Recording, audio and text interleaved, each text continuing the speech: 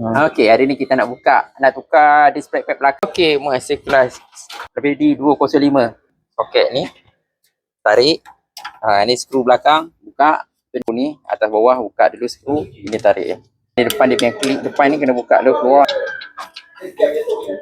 Okey, ni keluar dan tukar dia punya backpack belakang ni. Okey. Untuk piston ni nak kena press dulu. Dia akan clash.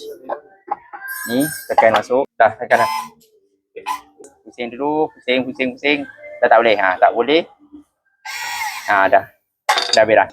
Piston kita dah masuk tekan. Ada dua. Satu direct wire ataupun buka skru Allen key belakang, pusing belakang. Ada dua cara. Okey dah. Kita piston dah masuk. Pad baru kita pasang balik. Piston dah masuk, dah senang lah. Ni dia dah masuk balik. Okey, cantik. Ni ikat balik. Bawah pasang masuk balik ikat. Ni masuk balik. Dia tekan dia. Okey dah masuk. Ni masuk balik dah. Okey. Wala bi otomatik. Jaga kereta, jaga semua.